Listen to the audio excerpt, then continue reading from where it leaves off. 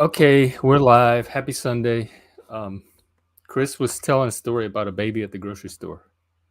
Oh, I would just it was just a really I'm just like Juniper here. She's 9 months now, going on 10 months, and about she's got about 2 weeks of being 9 months old left. And we were in the grocery store. I guess it was probably a month ago. So she was about 8 months then, and we saw another parent passing us with this kid in a stroller as a little boy, and I thought the kid must have been like 2 or something, but she said he was like, oh, he's 8 months too, and this boy was twice the size of her. And I'm just thinking, like, dear God, that poor mom.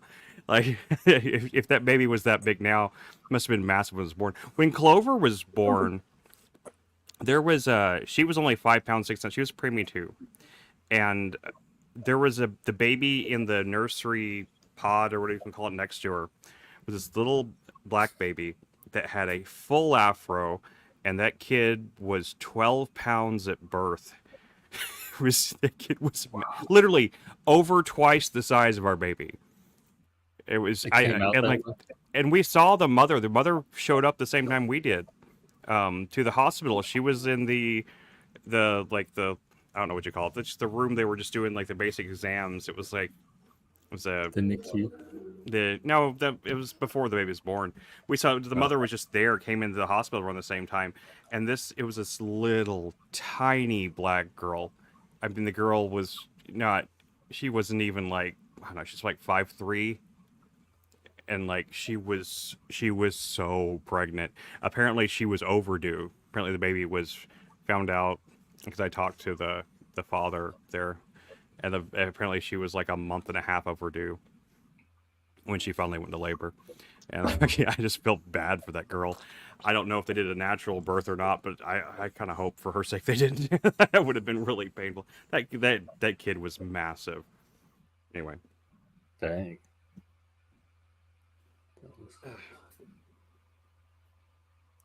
did you put the stream up on like NeuroJack server and stuff like that? Oh no, I haven't put it anywhere yet. Let me do that. Um,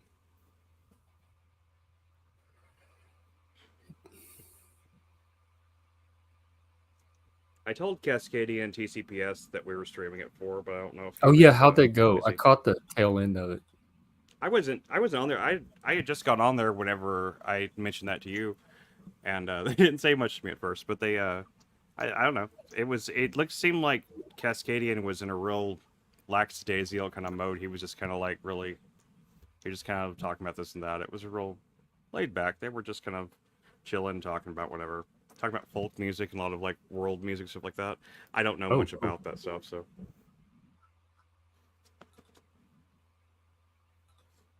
yeah. That guy Um, last night in Machines stream though, man, that was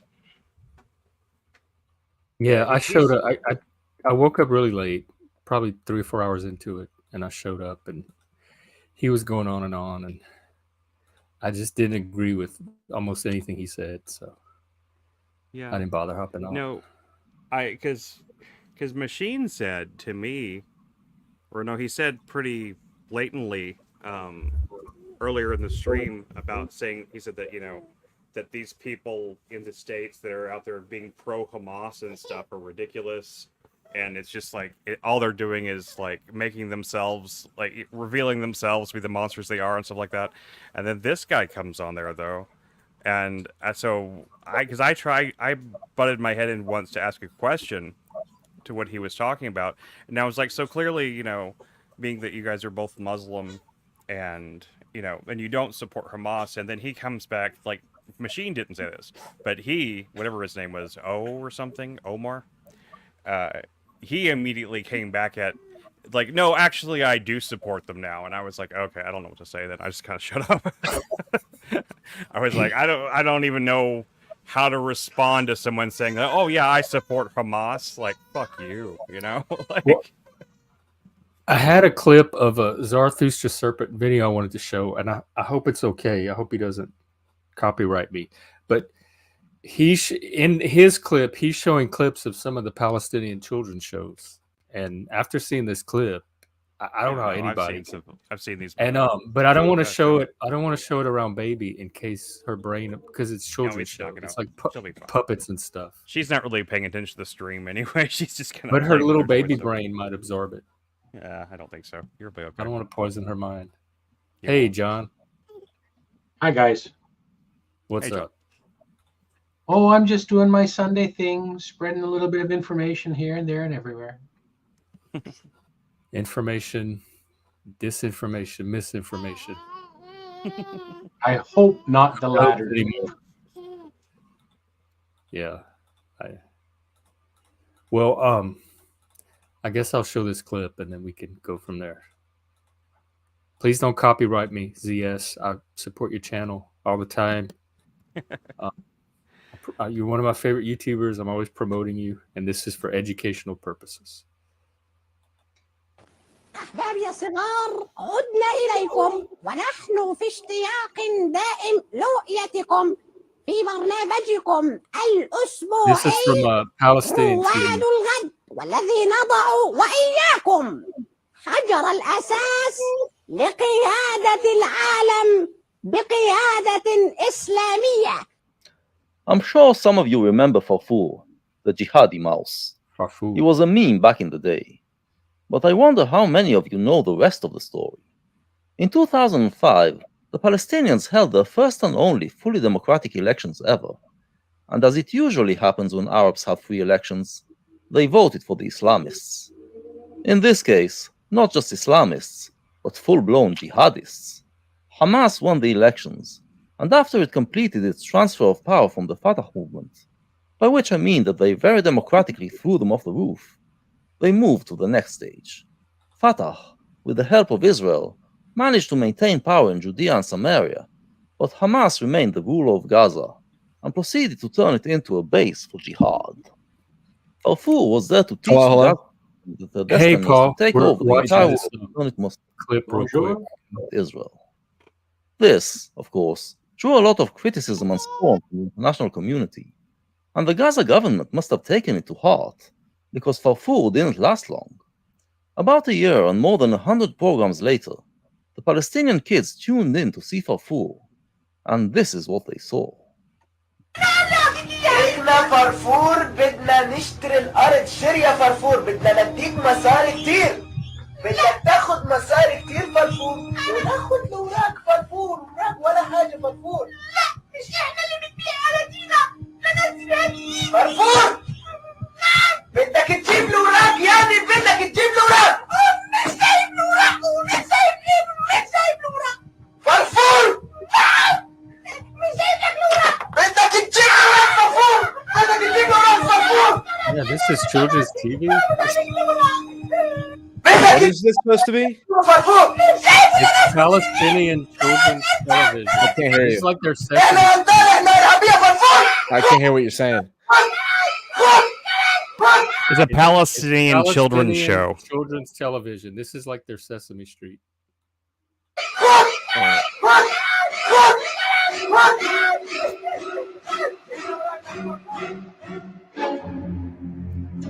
نعم أحبابنا الأطفال، لقد فقدنا أعز صديق لنا، فرفور. لقد استشهد فرفور وهو يدافع عن أرضه، يدافع عن أرض آبائه وأجداده. استشهد على أيدي المجرمين القتلة، قتلت الأطفال الأبرياء، وقتلت إيمان حجة، قتلت محمد الدرة وغيرهم الكثير. That's the same position a lot of people are taking toward Israel. The Palestinian propaganda. Yeah, can we argue for a little bit, Jeff? Because I think you and I have different opinions on this conflict. Yeah, I think we're also working from different inputs. Maybe. Why do you say that? Well, I think because I've been studying this, and what I've been studying doesn't match what it seems like you've been taking in. What? Okay, here is my issue. Is Israel is the stronger military power overwhelmingly. Correct? Yeah, I could probably agree with that. It's not even close. It's overwhelmingly. Like, they're one of the strongest militaries But in does the that world. let alone delegitimize it somehow, compared or to give the Palestine.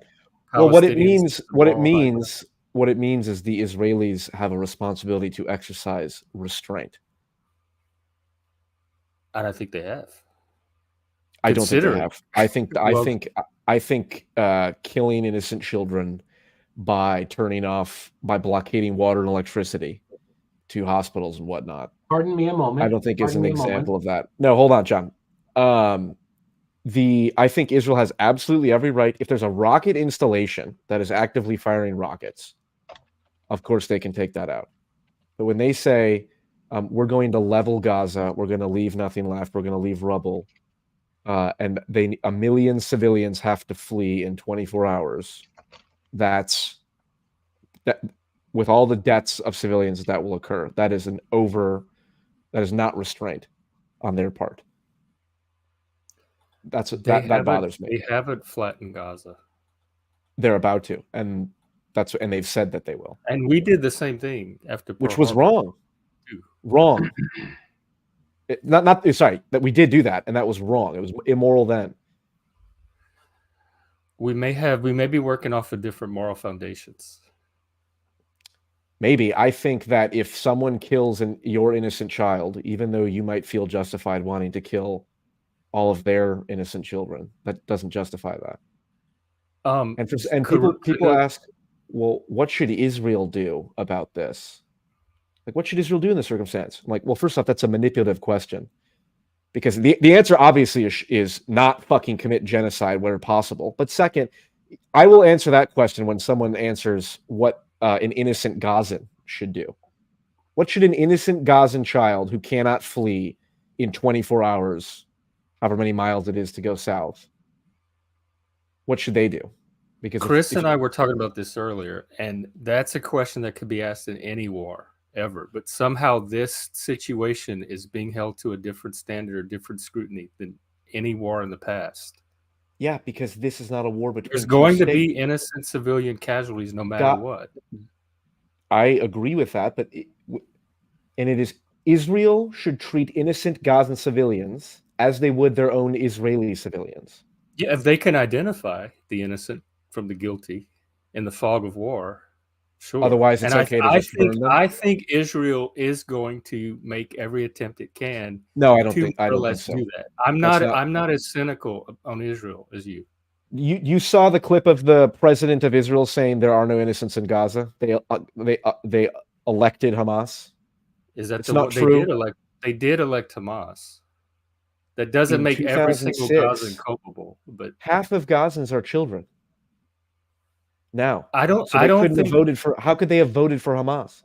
I don't think Israel is out to slaughter Gazan children. I don't think that's their target. The president said there are no innocents in Gaza. Well, it's not true, this narrative about blah, blah, blah. And now they're responding by shutting off the electricity. They turned the water back on, I heard. And a lot of this, we don't know which. Did they? That would be good. Yeah, I did hear that. I agree. There's so much propaganda from both sides. I agree. It's definitely confusing. I do not like blind support of Israel that will drag us into a war with Iran. That's my fundamental concern. I don't like blind support of Hamas. Or anyone. Of course. I'm going to support I'm going to assume democracy over the genocidal terrorist regime. I don't believe Israel's an ethno state. Israel is the Netanyahu coalition is a borderline fascist ethno state. That's what it is. I don't believe that. That's not what. No, it's not a matter of belief. That's a fact. Hold on. They are an ethno state. If you are Jewish, you get it's called right of return. A fascist as ethno state. Okay, I said borderline fascist. You do agree they're an ethno state, right? They're a Jewish nation. Okay, that is. But it is mixed. That's a Jewish ethno state. They have. That's Jews true, but it is right. There. But it is in some areas, Arabs are even the majority. Well, of course, yeah. In some areas, sure, yes. In some areas, if you there are also limit the area to just Arabs, okay, it's still a Jewish ethno state. That's what it is. If you have Jewish DNA, you are allowed to right of return. You're allowed to go back to Israel. If America did that, the leftists who call America an ethno-state are fucking insane because America is clearly not. Israel is an ethno-state.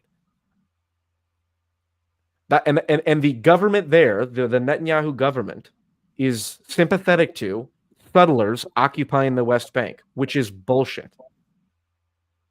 May I Well, ask you and something? that guy were gonna continue the discussion of the I West know. Bank settlements. Yeah, we I, have I'm to do really that. not. I'm focusing on Gaza because I'm really not. Like, Yeah, I and that's haven't fair. looked And as deeply yeah, into and look, West Bank as I have on Gaza. that's fair.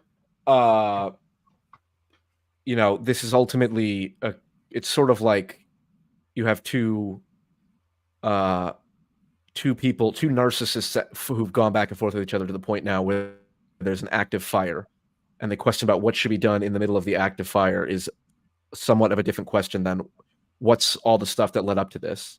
So, like, I agree, Israel, if there are active rockets from Gaza, Israel has a right to blow the shit out of those.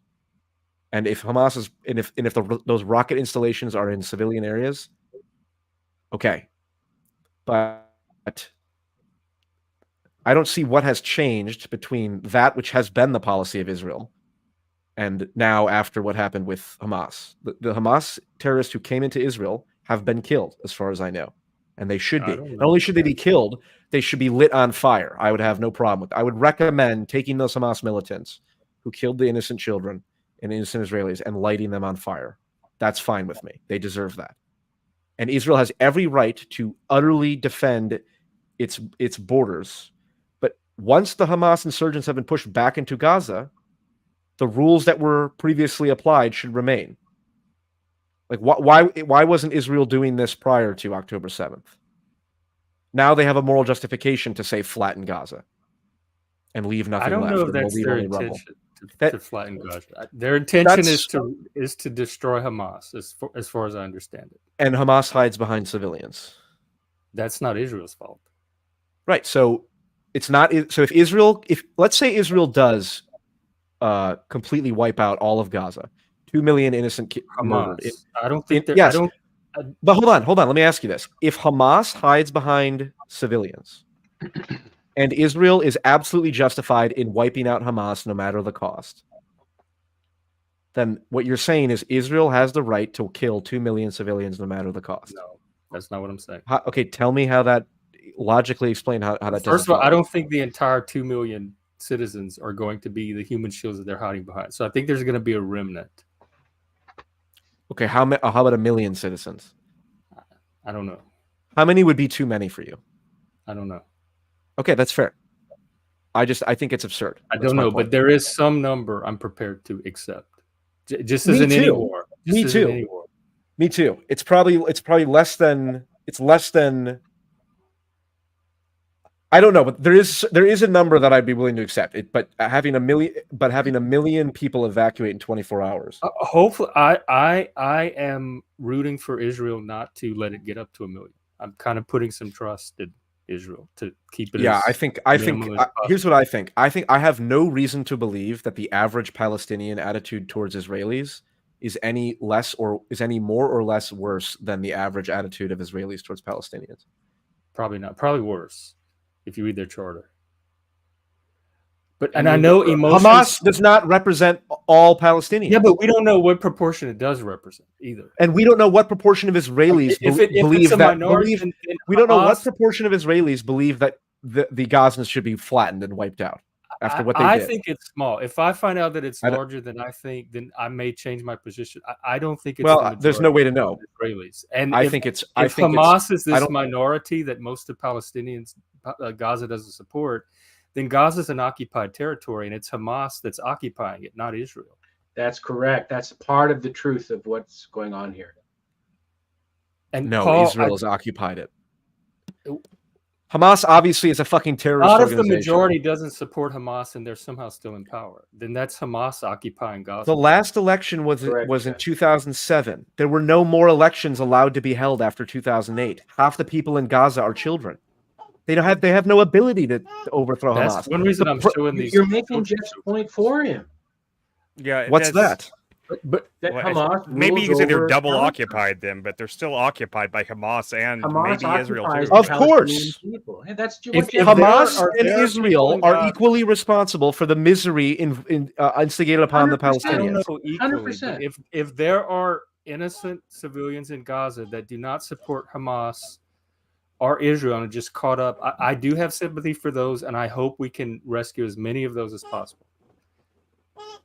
I don't know that that's all Okay. 2 million of Gazans. Here's though. what I think we should do. Here's what I would say. I think the United States should say we are cutting off all military aid to Israel, and it will instead be directed to Egypt to open up a humanitarian corridor.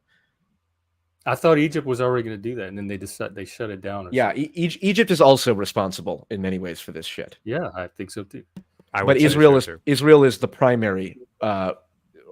Israel is the primary party responsible for this situation having gotten where it's gotten over the last 50 years. That's what I think believe. it's Hamas that's primarily it's the Why jihad did and people- terrorism it's in their charter. It's the terrorism they've been prosecuting for decades, and suddenly Israel is responsible for the terrorism that's directed at it. Yeah, Israel is responsible for the ills that it has inflicted upon the Palestinians, largely. Yes, because they have all the power, and they have for the last, 30, 40, 50 years? I question some of those ills, and I question that terrorism is a legitimate response to them. That causes I Israel also to go question for it. the degree of terrorism is a legitimate response, but you give people less and less and less and less. That's why I opportunities. say that's why I think we have different inputs, because the atrocities you're ascribing to Israel, I haven't uncovered it, so I don't know what sources Okay, that's you're looking fine. at. That's fine. And I know you, Paul. You are a very compassionate, caring person. I Your am. emotions I'm an are very empath. deep. This is a credit to you. I don't know that I'm as compassionate as you, and emotions run very high around this That's issue. fair. Chris saw some footage this morning, and he came on the stream very emotional about seeing some footage of children, and Yeah, he's in the I've same place seen- you are. Yeah. Well, that's fair. So it may What I- be. here's what I know. Here's what I know for sure. That want to see I know. justice. I don't necessarily care about the innocent civilians right now. Okay, well then that is, when they come for you, that's what they'll say. To me, it's to say that the Gazans are responsible. This is what the president said. Gaza, it's not true that there's innocents. They elected Hamas. They could have risen up. The Gazans could have risen up against Hamas. I don't think all of Gaza supports them. I think there is a ratio of people that Here's would what I prefer think. not to live under I Hamas. I think think he was wrong if he said all Okay. Gazans. this is what my next video is about. This is what I'm working on. Is at the root of this is the religious extremism. There's three, the Abrahamic religious extremism. Number one is the radical Islam. Everyone who's not blind and has their head in the ground is aware of the insanity of radical jihadism and radical Islam. Yeah, and make sure you include their charter. Absolutely. And Ayatollah Khamenei or whatever, and the Iranians say we're gonna even if we gave him a state, we'd wipe him out. Radical. I take it for granted that everyone knows that radical Islam is fucking parasitic ideology. Okay. I also take it for granted that radical Christianity is fucking bullshit, which we'll get to in a second. But what is not discussed, and I didn't know about until a few days ago, is the degree to which radical religious Zionism, radical Judaic theology is involved in this. And so, and I didn't know this, there are messianic activists is what they're called, meaning there are Jewish, there's a non-insignificant minority of religious Jews who believe that their job is to take an active role in ushering in the Messiah. This includes rebuilding the third temple on what is called Temple Mount in Jerusalem. Temple Mount is where the Dome of the Rock is, and is one of the holiest sites in all of Islam. It's called Al-Aqsa. The operation that just happened on October 7th to kill all those innocent Israelis was called Operation Al-Aqsa Flood. And it was in response, in part, to these messianic Jewish activists wanting to demolish the temple of the Dome of the Rock and Al-Aqsa Mosque so they can build their third temple, because in their deranged psychopathic worldview, their job is to usher in the Messiah. To me, that is fucking insanity. And whatever the proper solution is in this scenario involves telling Israel, you will fucking ostracize and outlaw the Temple Institute and all of these deranged religious fanatics who are trying to usher in the second Messiah. There is no peace in the Middle East until those people are not at all able to have any political power whatsoever. It's not as I'm not it's opposed not to as that. crystal clear as that. I'm Of not course, it's opposed not as to crystal that. clear as that. I agree. But that's with what you. needs to happen. That's minimal necessary conditions. That's I one agree of with them. you on the radical. I agree. Zionism. From what I Okay. understand from talking with the Israeli people, it's a fringe minority, kind of like our fundamentalist Christians here. But I do agree with you about them. I don't know that they're a major. Fine. I factor will. in that. You in my video, I will illustrate the And if degree I to which it's discover not a fringe otherwise, minority. I will shift. Yeah, they more have towards some. your position. Yeah, they have some influence in major regions. For example, Zev Jabotinsky, the current prime minister or whatever, but the Netanyahu fellow, his father was an attorney for this guy, Zev Jabotinsky. And he had this kind of iron wall or iron fist like policy towards the Palestinians. He said, he took like kind of like an ethnic cleansing approach, to the Palestinian issue. And then you have Jared Kushner, whose family is part of the Lubavitcher kind of Shabbat Lubavitch, sect of Judaism. While they don't exercise a controlling majority within Judaic sects or anything like that, they do have influence and power on people like Jared Kushner, who's like basically ushering in things like the Abraham Accords. I have to. I have to watch the Jared Kushner Lex Friedman podcast. My understanding I didn't is know Jared they did Kushner's that actually they just did one in the last week or so. My understanding is Jared Kushner is actually a very thoughtful and reliable person in that regard, but I don't know. I have to watch it myself. Well, let me know after you watch it. Yeah. But here's the point. The point is, at the root of this is what is that supposed to be? Machine lies. That's so I could bless myself, That's not. Is that a cross? Manson cross. Yeah, so I don't get attacked by the Christians, Okay. That's not a good look, man. That's not a good look. I was going to say, I disavow. Yeah, I disavow all religious extremism of any kind. I agree. Radical Islam. I don't think it's the radical Christianity. I think it is the root. I think it's the one root. of the tendrils feeding into it. Wait, hold on. Hold on. No, hold on. There is no possible argument that religious extremism is not at the root of this. It's at the root of this 100%. Oh yeah, and people also have to understand that the religious extremist is post 16th century.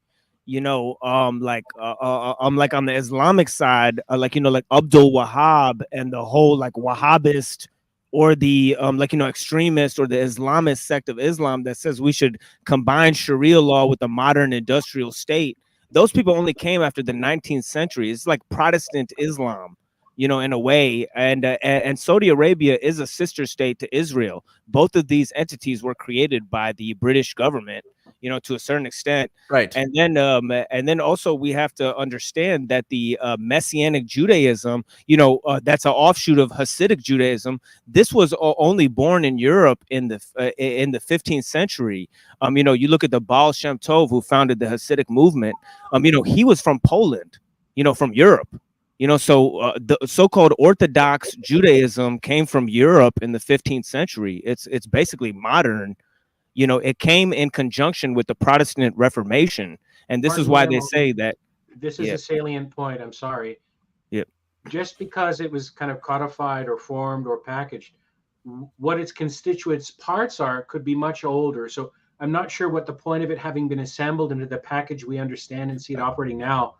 It has to be said that it contains constituent parts that are older. And I don't see why the modernity or the alleged modernity of it is that important. Well, what I'm pointing out is just a point made by modern Jewish scholarship.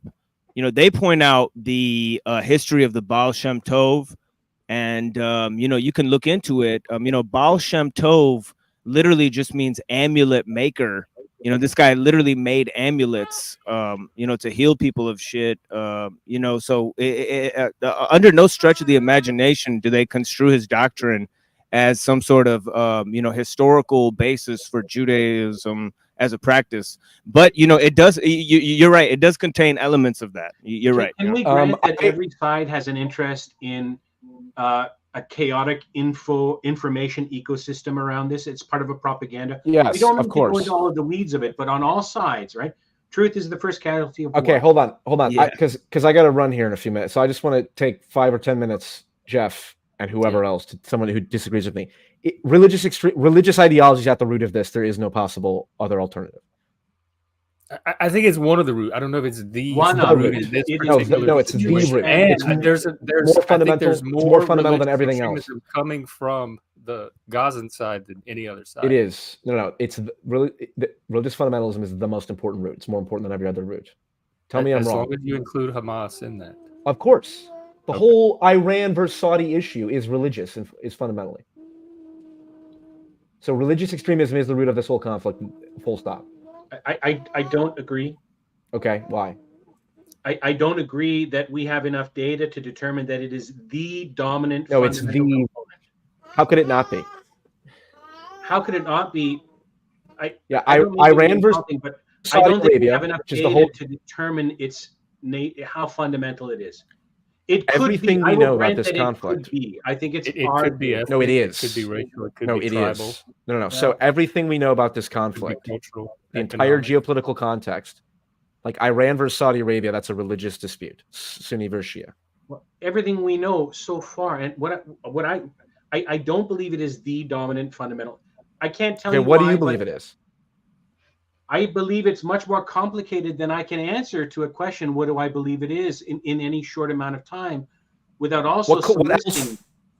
Yeah, part of I the don't have reason. the expertise to say right Could it now be? If from- it's not from religious, is my it economic chair or over here political? in Washington State. Oh, sorry, I cut out. You know. Yes, hold on. the but if little it's girl, not, why if it's not not both? religious, I think if it's a not lot of religious, things.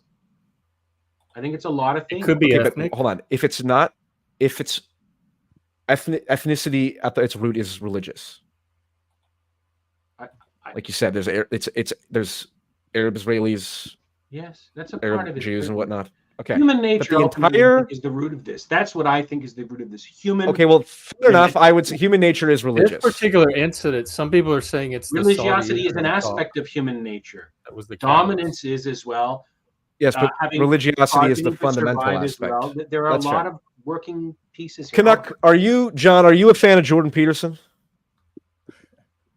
Why not both? Yes and no. Depends on what he says. I'm not. Are you a blanket fan? of Are you a anyone. fan of Jordan Peterson's theories, like maps of meaning theories, about how everyone's religious and the fundamental psychological substrate is religious? I don't know enough about that to answer yes. That's fine. or no. You don't know enough. Okay, that's fair. I take it for I am operating. By now, because my audience is growing to the point where I don't know who's in it and who's not. But I take it for granted that like I'm operating from a maps of meaning perspective. That religion is at the foundation of everything here. Now we define it a little bit differently because like it doesn't require a supernatural appeal to the supernatural per se. What do you think of the term Judeo-Christian, if you don't mind me asking? Because this is my first time talking to you, PF Paul. Yes. Yeah, it's my first time talking to you. What's up, I man? asked Canucksaram this question. I got an interesting response from him. What do you think of the term Judeo-Christian? I like Abrahamic better. I like that one even worse than Judeo-Christian. You don't like Judeo-Christian? I don't like Judeo-Christian. Yeah, I think Why it not? means nothing. I think it's completely vapid. Well, to me, I only use it because Jordan Peterson used it, to be honest. But yeah, yeah, that's why I wanted to ask you, because you seem like a fan of Jordan Peterson. When he uses this I used term, to be. I'm really confused by this terminology. I think he just means Old Testament and New Testament.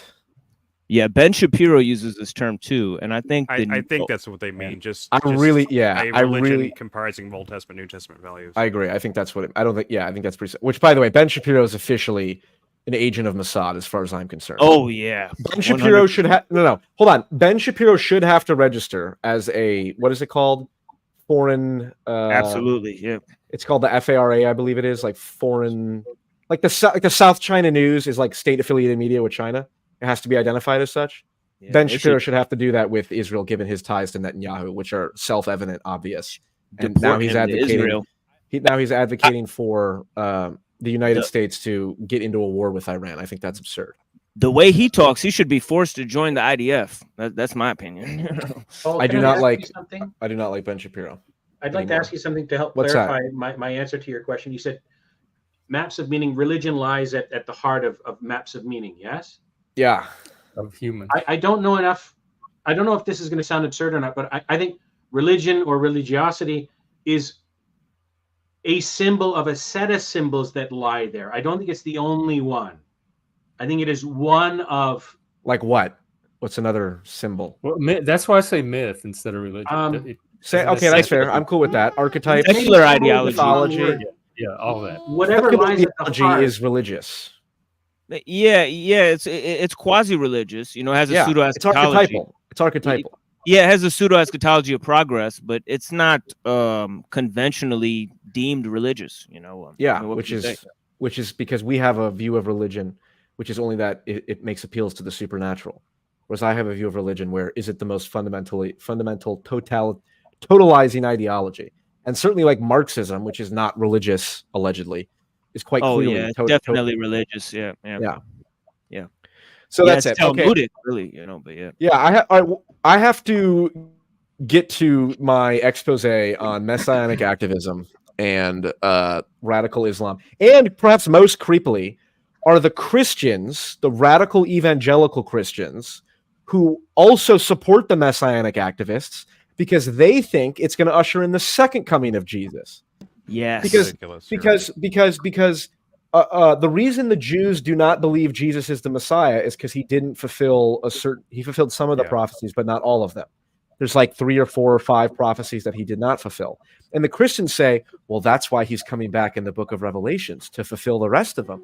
So you have 2 psychopathic death cults advocating to destroy one of the holiest sites in Islam to piss off the 3rd radical death cult, so we can all go up in a nuclear fucking war to bring about the end of time so that their fucking fake God can come back. And I'm not interested in participating in any of that shit. That's my belief.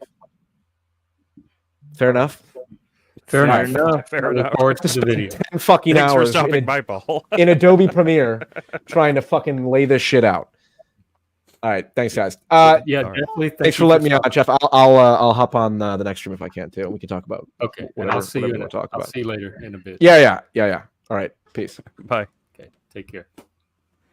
Something I've been hearing a lot that I have to say, I saw some video footage this morning in addition to the stuff that upset me so much, that I'm really having a hard time reconciling this idea that Gaza was an open-air prison with the reality of what Gaza looks and seems like. It seems like a very modern, very nice city. It doesn't look much different than New York or something like that. I don't see the open-air prison part of it. I'm just trying to get some context on that. Does anybody do you have anything to say about that, Machine? I'm really curious.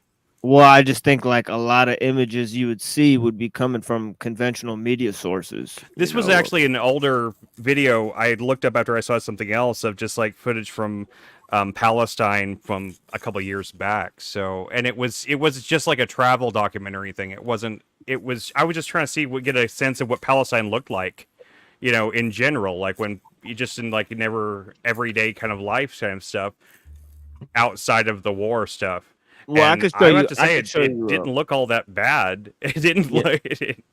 Well, you got to look up. You got to look up the military checkpoints that they have. The military checkpoints where they basically search all of these people's belongings. They hold little girls at gunpoint.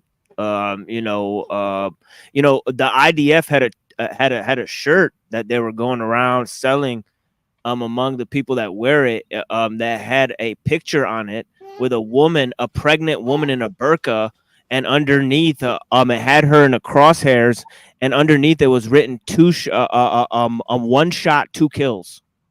This is a real story.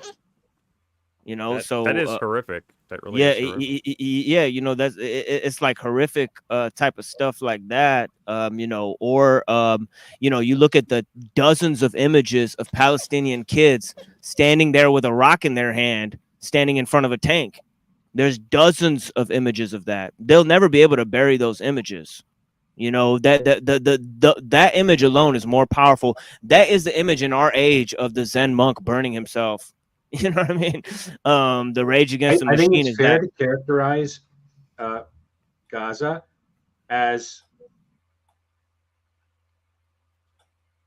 for the sake of everyone being on the same page, equivalent to an open air prison. It may not be identical in all respects, but I'm sure the mental stress of living there would be as bad as, if not worse than, some of the stress of living in an open air prison. So I think the ripple effects of living in an environment like that imitate or mimic or somehow are comparable to, in fair ways, to an open air prison. The spirit of the statement, it's an open air prison, I think that's intuitively obvious to everyone after not that you haven't done this, anyone, but just spend 10 minutes on or 20 minutes with a coffee.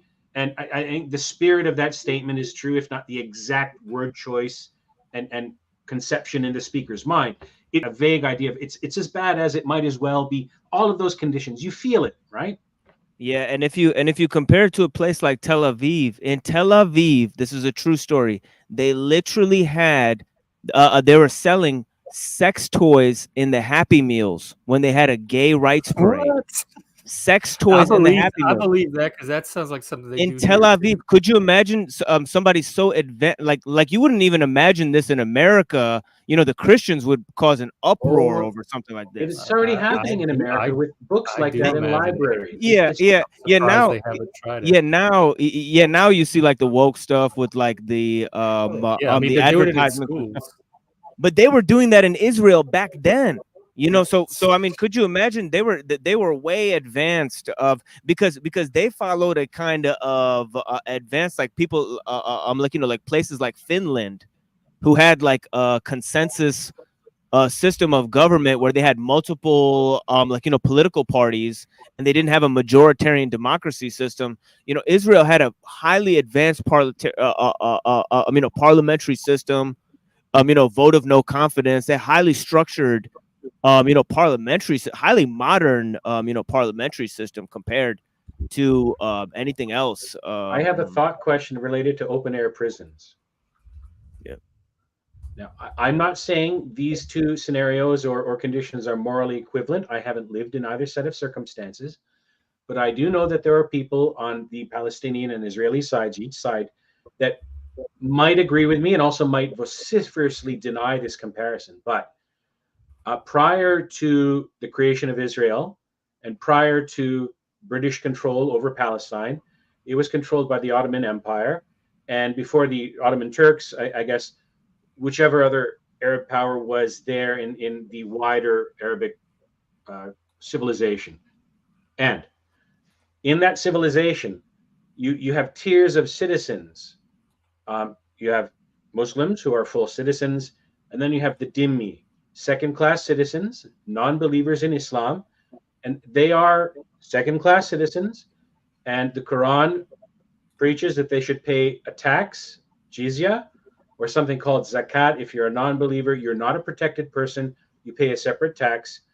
And in the Quran, there's a surah, I don't know the surah exactly, but part of it is, you can allow them to live among you as long as they pay the jizya and are made to feel subjected. That is directly in the Quran. And my point is, there must certainly be some number of Jews in Israel who figure, fuck them, our ancestors were in the open air prison of the Arab masters, and we were made to feel like second-class citizens. I'm not saying this is the case. I'm saying they may feel this. Oh no, yeah. There's no way it was the case. There's no way it was the case because if you look at, oh, of course, yeah. And I believe there are some people in Israel who, whether it is the case in truth or not, believe that, and that is an element of the disregard they may have for the conditions in Gaza. I just want to contextualize why some people may feel they are justified to permit that kind of transgression of human dignity to take place. There is a cycle of atrocity here, whether perceived or genuine. Everyone I respond. in the blame and responsibility game. Trying to parse out who is more or less to blame, depending on the degree to which you do it, may stop being useful at some point. Now, I'm not saying I know where that point is, but I think that's an important aspect to keep in mind when we talk about something as deserving of nuance as this is. Okay, so let me treat it with the amount of nuance that it deserves, and the historical relevance of the claim, you know, is completely ridiculous, because if you look at how during the 11th century, I'm sorry, I don't know what the Dhimmi claim that they were treated as second-class citizens, that's completely ridiculous, because A, they didn't have to fight in the Muslim army. They were protected by the Muslim army. People like Maimonides, you could not argue that Maimonides had a second-class citizenship within the Muslim empire. You know, that's completely, you know, he was actually the doctor, the physician of the caliph. You know, Christians and Jews attain high-level positions within Muslim society. I made no claim about Maimonides. My claim was that it is conceivable that there are people in Israel today, and it's conceivable, who were dhimmi and who were treated as second-class citizens. And it's conceivable, that people look upon the doctrine of Judaism and come to the same conclusion. Yes, that's what I'm not saying one is better than the other. I'm saying, and then you put your claim in historical perspective, and you realize that Jews were not treated that way. That's what I was getting to. And there's historical examples like that of Maimonides. Well, Maimonides wasn't a typical common citizen, was he? I don't think. Sure, he was. Sure, he was. He was a typical common dhimmi, as you stated. I don't think we can talk about population level expressions of class citizenship ranking by talking about. Well, then we can't have the conversation. Well, because why not? You can't make a historical claim about how. I think I can show you the text in the Quran that says, and they are made to feel their subjection. So what? As if they are so what? That doesn't mean that millions of Jews' lives were saved by this law from European persecution. Granted, I'm not talking about that. Yeah, if you're expelled from Europe and you become a dhimmi in Muslim lands, well, it turns out that Islam saved your life. And it turns out that colonialism actually was. No, it turns out that Muslim scholars and Jewish scholars come to a unanimous agreement that during the Crusades, when the Jews fled from Europe because they were expelled from Europe, they hid in Muslim lands. And they were happy to attain dhimmi status because they were alive and not expelled from the land. That doesn't address the fact. The meat of my point is that that they were second-class citizens. They absolutely weren't. Pardon me a moment. Perhaps the framing as a second-class citizen, because of all the modern connotations, isn't the best framing. Allow me to tweak it. Perhaps they were made to feel under subjection, but that doesn't mean that they were treated as second-class citizens. These are two separate claims. Pardon me then. Okay. Allow me to substitute made to feel subjugated, which is what make them feel their subjection. If you are if you live under the protection of if you live under the protection of the Muslim army, you should be made to feel subjected under the rule of the Muslim army, of course. What's wrong with that? Okay, Jeff and Chris, can you sense, and NeuroJack, can you sense the spirit of what I'm trying to say? Am I being purposefully misunderstood or No, I think I get your larger point. I think feeling like I don't know enough about the issue to even have a comment on it, but I understand your point, and I think it's in good faith. It's like being in prison and some saying, "Look, you're my bitch now. I'm going to fuck you in the ass," but no one else will get to fuck you in the ass. It's not prison. It's not prison when you're the doctor of the caliph. You're literally on the elite of. You're part of the elite of the society. Yes. You're not getting fucked in the ass in prison. So you're choosing to willfully kind of ignore the spirit of what I'm trying to say. If you exist in a society where the rules are you comparing being a dhimmi to being in a prison, being fucked in the ass? I'm so confused. I'm not comparing them directly. I'm trying to because there's no comparison. Is it a fact or not that in historical Arabic societies there was a class of citizens called dhimmi who were implored to be made to feel as if they were subjugated. Is that a fact or not? No. Dhimmi means that you pay tax to the Muslim army. Okay. First of all, you have the wrong definition of what dhimmi means. Dhimmi means that you pay tax to the Muslim army, and then you don't have to fight in the army when they protect you. Okay, hold on. And when you fight in the army and they protect you, if the Muslims lose the war, they pay back the money. Okay, so jizya and zakat, the nature of the tax that's charged, I'll grant that.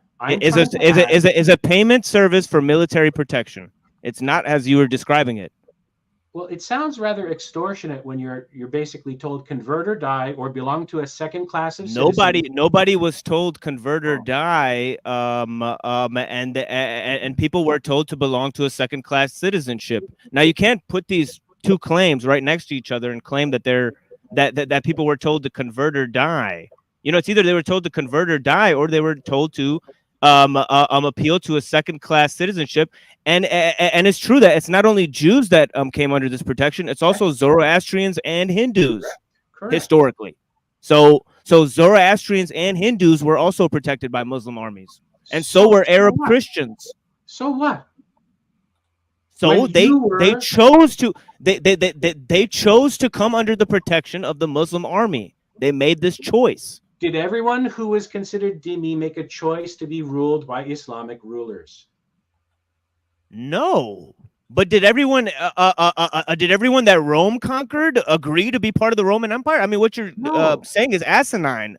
Did all the Arab citizens that are in Israel agree to be ruled by Israel today? I mean, that's ridiculous. No, of course it's ridiculous. That's my point. Okay. Well, you know, do the Native Americans agree to be ruled by the American government? I mean, no. You can ask me 1,000 more examples, and I've already granted you that's not my point.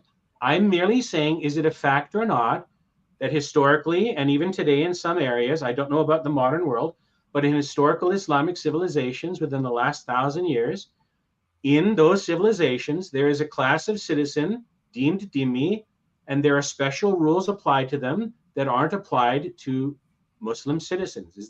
Is the spirit or perhaps the 10th time now? You've made a blanket statement, which is a horrible mischaracterization. I'm asking another question that I tried to craft somewhat carefully. Well, I think that is a mischaracterization if you want to ask my opinion of the question itself. Perhaps someone else could answer if my question seemed unclear or purposefully. Well, just the fact that dhimmi status means that you're all of a sudden, voila, a second class citizen, as you keep on asserting over and over, I think is a false claim. Okay, maybe it's not accurate. Those who are obligated. Not accurate. Yeah, exactly. Yep. Okay, then let me reframe it maybe to be a little more accurate.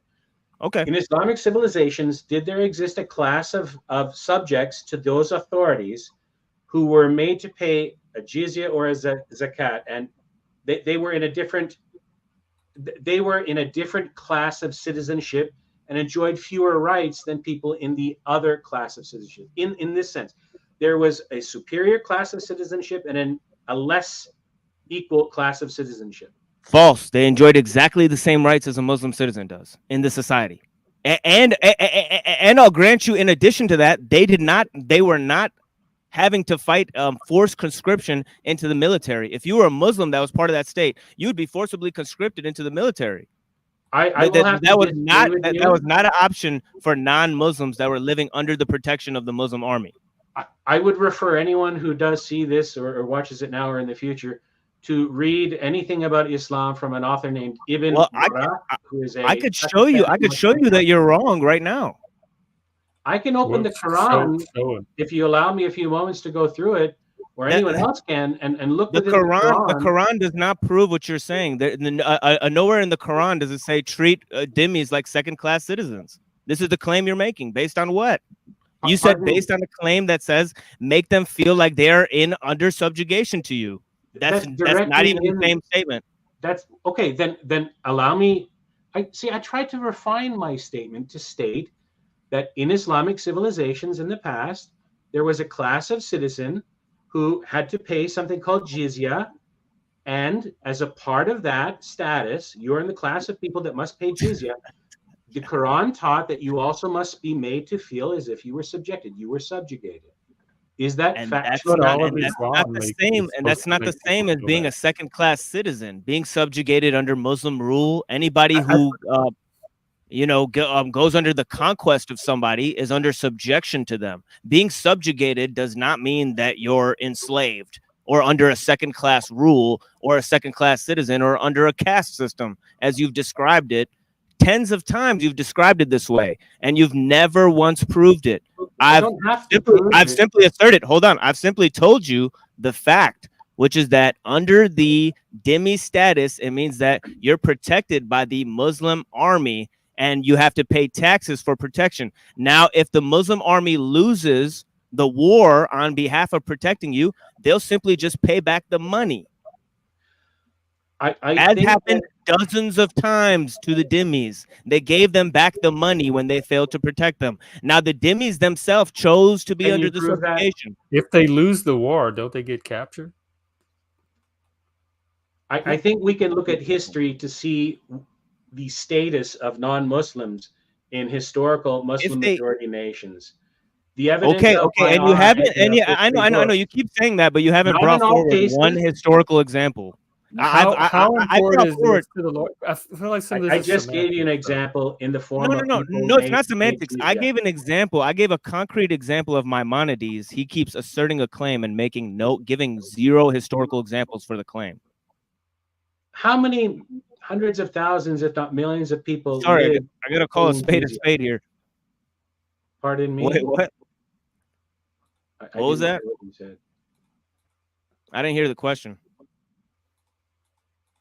I think his point is that there was some sort of difference between the two groups, whether you call it low class, lower class, subjugation, whatever. It wasn't completely egalitarian society. Again, that does not and imply. You gave the examples of the Native Americans and the other groups that also live under the same subjugation. I don't believe I'm being interacted with forthrightly by the machine lies on this, or perhaps our biases. Well, y'all want to just go on to another topic? This may not be resolved today. I think it might be best to do because of. Well, I mean, what was your point in making that statement in the first place? That might be a reason some of the Jews have animosity or hostility toward. Yeah, I mean, even if that is the case, I don't think it makes it right. But I mean, I'm not making the claim that it makes it right. My point was that we have to consider this when we begin talking about the atrocities that are being committed in Gaza by anyone with power in Gaza committing those atrocities. And I think that what you said is a mischaracterization, and I provided a wider context for what you stated. I don't think I was not forthright as you claimed, but yeah. Anyways, I'm sorry. My historical examples didn't resonate with you. That's a different story, right? That's fine. Pardon me a moment. I think everyone committing the atrocities feels justified for whatever reason, whether it's historical grievance, psychological. Fact or not, no one thinks they're the bad guys. Fact or not, citizens in Islamic civilizations, some of them at least, had to pay a tax called jizya and be made to feel as if they were subjugated. Is that a fact or not? Whether that created a different social status for them, being made to feel subjugated because of an inherent and a cultural trait like that, that doesn't align with any defensible values in modern society. And my point was, there is a cycle of atrocity being committed. There are levels of nuance here that deserve to be considered, one of them being a tit for tat. And I wanted to contextualize why the cycles of atrocity being committed would harden people so much that they no longer care that what was inflicted on their ancestors is inflicted on the historical enemies of those ancestors. It's an inhumane thing to do. I don't believe it's a correct or morally justifiable thing to do, but I don't think it can be thrown out the window for consideration. It's not due any more or less weight than anyone else's claims to historical grievance. It is a fact that there was. Now, I will offer you actual historical contextualization behind your words. You claim I'm not engaging you. I mean, this is ridiculous. It's ridiculous of obfuscation of these terms. Allow you to hear some historical context behind your beliefs. Of the demi status in real time. It says here, and I'm reading from a book. Forestall this by merely looking up the word subjugation. I'm reading a book. No, that doesn't cover it. That's just semantics, sir. That's garbage. No, that's complete garbage. You can't contextualize. You're claiming you want to historically contextualize these issues. You keep slamming around one term. It's complete obfuscation. Hold on. Atala Mansour in this book claims in narrow gate churches, he says both Christians and Jews were allowed to practice their rituals provided that they paid head tax and behaved in a humble way. This tax, according to early Muslim principles, was supposed to compensate the Muslims for the fact that they were defending the non-Muslims residing in the Muslim state, while Christians and Jews were exempted from military rule. That's all that it means. This isn't a book written by a non-Muslim. Anyways, it says one case is cited where the Muslim commander of Homs in north of Syria refunded this tax to the local Christians before withdrawing his forces from the city in face of a Byzantine counterattack because he was unable to deliver his part of the deal and confer on them the security they had paid for. It's a tax you pay for military defense by the Muslim army. You choose whether to pay it or not. It's not whether when they subjugate you and treat you as second-class citizens. That's Jeff, a mischaracterization. That's a total mischaracterization. Jeff, can I ask you something? Yes. The word subjugation, right? If here in the United States or in your country, the United States, or my country, Canada, or Chris or anyone else listening, if it was made law in our countries that a class of people should be made to feel as if they were subjugated, and they had every other right that you enjoyed, but it was encoded into the law of the land and thus held up as something legitimate and authorized for them to feel subjugated. Would that sit right with you? It's happened many times in the United States. My first thought is, I don't know how you make someone feel a certain way, but then Machine brought up the point that subjugation meant subject to the military, not maybe subjugation in the sense that we think of it. But I don't know, because the whole thing of making someone feel anything is kind of off to me to begin with. There are different translations of the Quran, and there are different interpretations of it by different levels of scholarship, and both. And you're interpreting it in a very narrow way, sir. I'm sorry. Am I the only person to interpret it this way? Clearly not.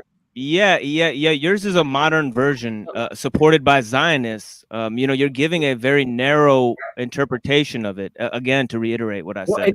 In fairness, if I heard the word subjugated, that's the first connotation that would come to my mind too. Yeah, and you look at different translations. There's different words in any context, not even this particular one. When I hear the word subjugation, that's ridiculous to pull out one word out of the Quran and then dangle it in front and say that's an example of tyranny. When you historically contextualize these terms, it doesn't even mean that. I think the larger point has nothing to do with any of this. It was just trying to offer some reason for the motives of some of what they're calling atrocities. Fair enough. I think there's a level of taqiyya being practiced here that is. Are you accusing me of lying to you? He said he accused you of taqiyya doesn't only imply lying. I just think that's an extremely foul claim to make. What evidence do you have that I'm lying to you right now, sir? I just quoted you a book by a Christian. I mean, this is a retarded statement. You're claiming I'm committing taqiyya right now. I mean, that is just. That's actually dishonest and like foul, but like intellectually dishonest. I would say. It's not. No, it's yeah, not. It is. What evidence do you have that I'm committing taqiyya right now? That is a retarded statement. Do you even know what that means? No, I use that term because I have no idea what Machiavellianism means. Just because I use Machiavellianism is the same thing as taqiyya? Just because I used an Arabic word to describe Machiavellianism Yeah, you're being very loose with your terminology for sure. Yes. I mean, this is clearly a subject that elicits a lot of very emotional responses amongst everyone. Like I said, I was emotional about videos of children getting half blown up and shit like that this morning. And, I mean, I'm just having a discussion. I was accused of lying. I understand. I'm just saying. I don't think hear machine minds is trying to be deceptive. I don't think it's on camera. I want to hear Chris. Yeah, you could record the tape back. You accused me of trying to do taquilla to you. No, I know he did. He did. And that is I'm ridiculous. trying to say that I don't. Now you're trying to backtrack on that. I mean, that is backtracking. I want to hear hear you were Chris. lying. I said you were practicing taquilla, perhaps. Yeah, I want to hear. I think you are. I'm gonna start willfully or not. So I can hear Chris. Yeah, I want to hear Chris. Yeah. I was just saying that I'm saying to John, I don't think Machine is trying to be deceptive or manipulative in this case. I think he's very emotional about this issue.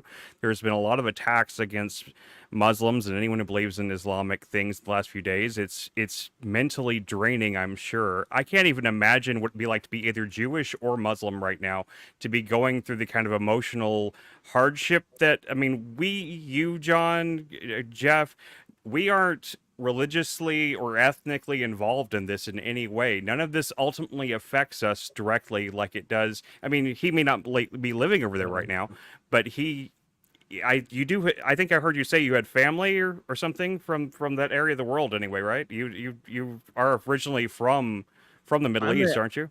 I mean, I'm a proud American citizen. Right. You know, I'm from Pakistan. You know, Pakistan. So I consider myself Indian. Sure. You know, nominally speaking, I have no dog in this fight. You know, but Muslim, you know, I'm Muslim, and Arabs are 80% Muslim, but Muslims are not majority Arab. Oh, I know that. You know, so yeah, so there's a tie-in there, but I'm also an American citizen. You know, my wife I wasn't suggesting anything like that. Yeah, my wife is Jewish. Yeah, you know, my wife is Jewish, right, you know, for all intents and purposes. So, you know, she has roots to, you know, the Polish, you know, type of Jewish people. So I love Jewish people. You know, I have Jewish people there in my family. You know, I have people, you know, all sorts of people. So, you know, I understand all these things. And also, you know, for all intents and purposes, most people think I'm like a Christian or something like that. They think I'm super a Christian Muslim or whatever, you know. So you know, I'm saying that certainly. I mean, I'm disowned. I'm disowned by the Muslims. I'm certainly not committing taqiyya here. You know, I implore my Canadian friend here to give me a bit of due diligence in terms of, you know, just yes, it is you know, been rough, but you know, my main concern is with getting my wife back home who has a mental illness. You know, I don't care what's going on over there in comparison to my own emotional troubles here at home. You know, and solving my own things and trying to get the machine lives to be a you know, a show that people look to for philosophy or political commentary or something like that, or to have me be somebody who can teach the little kids, especially the ones who are poor, you know, orphans, you know, especially the widows, the oppressed people of the world, whether they be Jewish or Muslim, and any state of oppression that they're in, and the sick people of the world. You know, my plight is really with all of those people, you know, especially with the young ones, you know, the little babies who can't choose their direction in life, that are going through those things, you know. And, you know, whether you're Muslim or Christian or Jewish, you know, I feel like that's what Islam teaches me to do, you know. So, you know, I don't think that, you know, in my opinion, you know, taqiyya means that you don't divulge secrets to the enemy. If somebody's captured, you know, you don't go in after them. You know, and that's just a practice of war. A lot of these things that are practices of war, like the jizya tax, you know, are misconstrued as fundamental elements of the faith when they're actually just elements of statehood. And when you're living in a different state as a Muslim, you're supposed to obey the rules of that state, you know, and also try to follow your religion to the utmost. And this is exactly what Paul teaches in Thessalonians. about living quietly, working with your hands and relying on no one for help, and living a quiet life away from the powers of this world. I feel like Muslims and Christians, they kind of, and really I think Jews too, and this is why you see Jews minding their own business. They're minding their own business in their own communities, and you'll find Muslim people doing the same thing. And I implore all types of people that they should have their own communities. They should be able to practice their own way of life. And I think that if a Muslim army were to rise up that were doing justice in the world, I think that if they put Christians and Hindus and Zoroastrians and Jews under their quote unquote subjugation, it would be for protection of those people. Through through a military force that's centered on goodness. Otherwise, I would not want to support such a Muslim army. I myself would work to topple such an unrighteous institution, and I don't support the actions of Hamas. As I said before earlier on my show, I gave a whole presentation on my show earlier, about how Hamas is something I don't support. Even another liberal leaning Muslim who supports liberalism, and he even supports certain things that you guys would consider woke. Even he came on and said, no, we deplore the actions of Hamas and all that stuff. So you mean the guy from last night?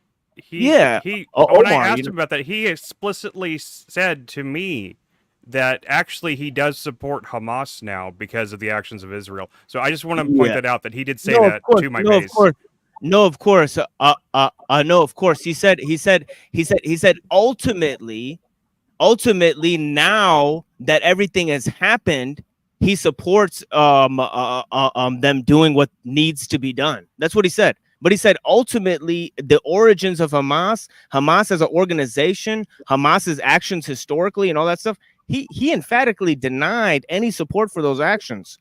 And we even pointed out that Hamas itself was funded in the beginning. It was funded not only by Israel, as a faction against the PLO, the Palestinian Liberation Organization, right? Exactly. It was funded against them. It was funded in order to bring, in order to oust the rise of Pan-Arabism in Egypt.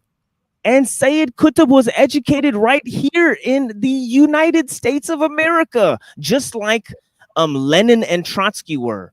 So we have to stop letting these liberal arts majors grow up in our backyard and then go overseas and cause revolution in other people's countries. Maybe there's something wrong with the radicals in our school system that's causing this radical shift around the world. It never even occurs to us that Sayyid Qutb could come from America, that his ideology could be born right here in our backyard, at UC Berkeley of all places. And then people wonder why the woke agenda supports Hamas. There's a direct link.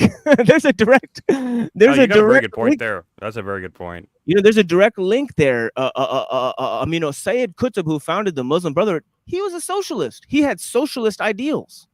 For example, he believed that if you change Sharia law, you can change a person. If the government follows Sharia law, you change a person. He believed that man was socially determined.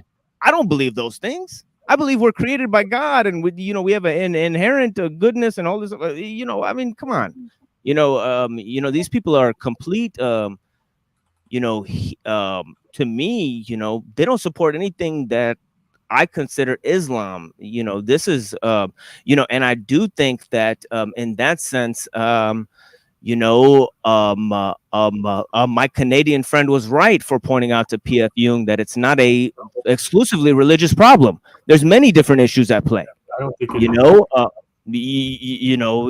so there is a lot that me and Canuck agree on in terms of that. Well, That there is. I think P.F. Jung was using the term religious in a different way. I think he was saying it as an overarching, like, what are people's personal motivations is kind of what I think he was alluding to. Yeah. I think that's what he meant. But I think he's overlooking the financial motivations that are probably at place here. Now, but we're not hearing about much of it, but every war in the last 100 years has been financially motivated to some large degree. So to discount that completely would be just blind, I think. But Try maybe 2,500 years or longer, Chris. Yeah, probably. Well, I mean, I'm just talking about what I know of from my history and the recent history of the world. I don't know about much that I can trust about history. From there's tons of wars that are supposedly religiously motivated and stuff like that, but when you look into it far enough, it turns out there's money behind it in some way or another. It's a basket weave of motivations because it drills down to the fundamental common denominator: human beings. Oh, of course, yeah. I mean, that's true. Yes, I think there's. I'm kind of wrapped up with family, and I'm kind of taking a break to jump into this. I wanted to come with PF Jung because I have an overarching point I want to broach here, but overall, like, I think that this is a good conversation, and I was glad that PF was there for you guys too, because I think that somewhere along those lines, what we're talking about is we're starting to get into some very interesting territory. Like, for example, what Machine Lies just kind of mentioned there about how, why is the woke supporting Hamas? Well, there's a link, but at the same time, that also leads you to think, well, it's not only the Jews in charge, or there's a much bigger overarching plan that connects all these different groups of people. Why are the Hindus involved? Why are the Jews, the Christians, and certain Muslims involved in this overarching plan that at the expense of your average Jew, Christian, or Muslim and others? Do you understand what I'm saying? Like, there must be some sort of secret agreement or something that's kind of at play, NeuroJack, it need not necessarily be a secret agreement. For example, okay, you have a mafia boss who knows he may be in a location where there are microphones or they're under surveillance, and somehow or other, before meeting an associate in a bar, right, he's asked a friend somewhere secure, "Can you send me a guy to do a job for me?" "Yeah, sure." Okay, so the candidate for the job meets an intermediary. They're talking in a bar. They could be overheard. And the fellow who wants the job done says, "Yeah, this fucking guy, he keeps bugging me. I really wish that complication wasn't in my life. I mean, I don't wish him any harm or anything like that. But fuck, if he couldn't ever bother me again, I'd be actually eternally grateful. But, let's have another." He's communicated implicitly. He's dog whistled what he wants to do. Now, you can be explicit about that and form a monopoly in a cartel or an alliance, or you can be implicit about that through coded language that skirts the law but still has its purpose. Or you can sometimes just sense, pardon me, the last part, you can sometimes just sense, there was action over there that I don't know who's responsible for it, but I know what the consequences are. Some of those consequences I like. So here's an input to that system I've observed. And when I do certain inputs, outputs I like come out. Oh, that input resulted in something I didn't like. So you map out, and it can happen at that level as well. Well, let me cut to the chase of what I'm trying to get at, because I want to make it obvious instead of try to lead us down the path, because it'll take too long. But, I shared this video from Giorgiani with Gnostic Informant, who are mythicists. And again, I'm not saying that I agree with this, but I think it's an interesting point because it points to a larger problem of what I think we're all talking about, which is the concept of noble lie, and how, what Giorgiani was saying is basically Plato used the Abrahamic faiths as a tool to form society in a certain way as a test to see what people are making. Plato wasn't even around for that. Yeah, I've heard this connection. Contact with the Abrahamic faith still way after Plato. Yeah, the mythicists make this. Yeah, the mythicists make this connection between Plato and Moses. It's not a direct connection. It's through a chain of influence. First through Mithraism and pre-Christian religions, where a vein of continuity, just like in the modern era, there's something called continuity of government, right? When those with access to levers of power in a nation state, a corporation, it's like having a clique within the clique, and then a clique within that clique within the clique. This is where the whole Illuminati, it's fundamental to human nature. From the very first time a human being conned or beat or tricked a rival out of sex, food, or anything else. And it's just grown more sophisticated ever since then. Well, and here's the thing. I'm just saying it's not Plato that would have been doing it. It would have to have been people that came after Plato. Well, this guy was claiming essentially that Plato wrote the Septuagint and worked with the Magi to create what we know the Abrahamic faiths as a a religion for the masses that's a kind of introductory level to what they believe in, or that's crazy. Something else. And again, I'm not saying I promote that. But what I'm saying is, I think that it's pointing to, a context.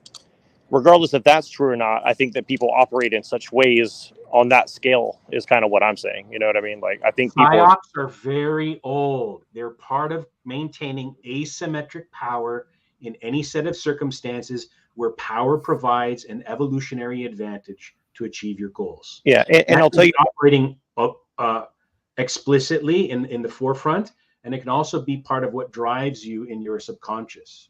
Yeah, and I'll just make a disclaimer of why I don't trust them, because people like Giorgiani essentially say, well, I'm a Luciferian Promethean, and so trust me, and I find that I don't. I'm just making that disclaimer. I'm not saying I trust these people. Well, what I'm saying is, wait, Giorgiani's a Luciferian? I mean, yeah, basically, yes. Yeah. Oh yeah. He claims to be the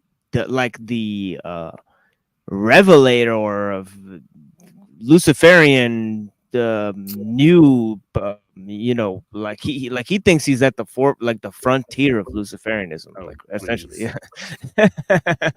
Yeah, and so and again, like I just did that to interject, some overarching stuff, because I don't know exactly what's going on, but I know that something on that level must be going on. I'm not saying that he's telling us the truth, or I'm not saying that he's using the truth, wielding truth in a positive way. Yeah, he claimed to he claimed to have written out of his mouth. This came out. He said he said he claimed to have written the most Luciferian work of all time. I've never heard of him. Yeah, what does that even mean? It's his recent fiction book about how the AI is going to be a woman who's like powered by AI, and Siri. Yeah, like this Antichrist novel that he has. Trust your instincts whenever you get a vibe like that from someone. That's hundreds of thousands of years of evolution telling you you're in danger of some kind of ideological capture. Yeah. But again, I don't want to obfuscate from what I was trying to get at, which is the main thing is this. Some people in power are obviously playing off all these different sides. Whether you want to call it Machiavellian or what's the obvious part? That's where I get lost every time. It's not obvious to me at all. Seems like speculation or because everything we see, like why do I?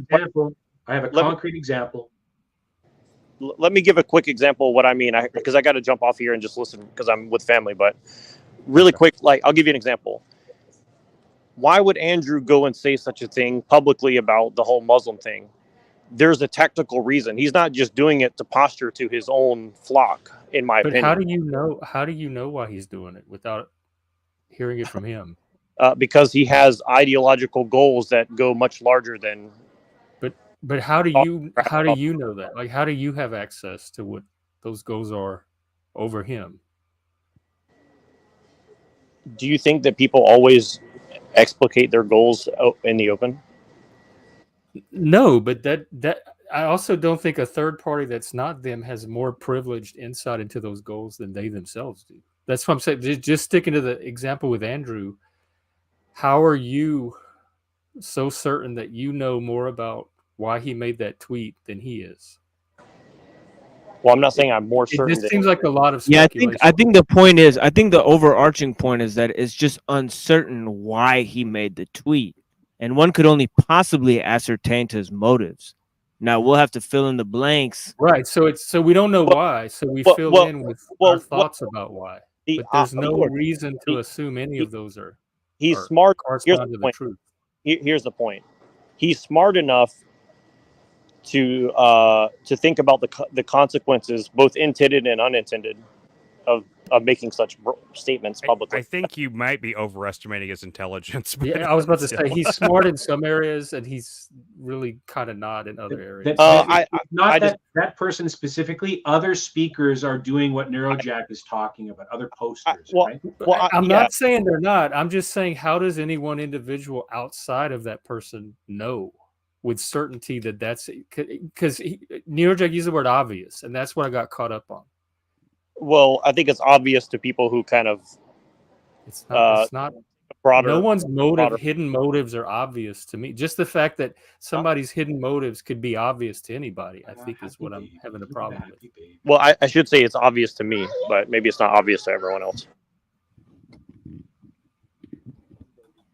I see what you're saying. I do think it's obvious from the point of view of having lived as long as I have, having interacted with enough people over the years that I have, having read certain aspects of history that were told to me by authorities that were true, that I later learned were not true, or much more complicated, and or were misrepresented to me.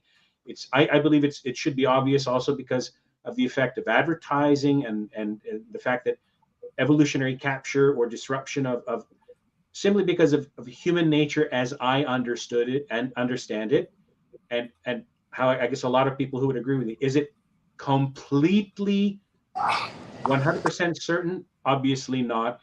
It's certain enough for NeuroJack to say, I think it's obvious. Granted, if it is obvious, here's my greater point. Now, whether it is obvious to you or I, we can differ, but I think there are a lot of people, I would be among them, who agrees. I will grant, and without further debate, that it is obvious. A poster like that, or others like him, should be aware of, and couldn't possibly not be aware of, some of the obvious ripple effects of what they say. I see certain levels of corruption in the world that convince me human beings are far more selfish and destructive than I ever realized before the last 3 years. I Okay, agree yeah, with, that makes a I agree little with more what you're sense. saying, but when it comes to Andrew, I think Andrew's a narcissist, so I'm not sure that he is aware. I mean, I think if you listen to him, I think he's pretty hard. I don't think he's malignant. yeah, I'm not saying he's a bad person narcissist per se. What I'm saying is he has underlying motivations, is what I'm saying. A narcissist isn't necessarily a bad person. I'm just saying someone who's self-absorbed enough not to be aware of the effect or the things they're saying in that moment. Like, what? I disagree from my experience watching him debate. And you probably have a lot more experience with Andrew than I do. I've only watched a few of the debates, so I don't really know him that well. Yeah, and again, I'm not saying it's in a nefarious way. What I'm saying is he's extremely careful with his words, is what I'm saying. That's what I'm trying to say. Okay. I don't think he's been that careful with words in the debates I've watched, but you know him a lot better than I do. I don't know that much of him, to be honest, so I'm not gonna pretend like I know better. I'll take Machine Lie's opinion just really quick to see if I'm kind of overstating or understating. And again, like, it doesn't really matter, but I'm trying to make a larger point, and I think that this point feeds into that. So I'm kind of curious. Okay.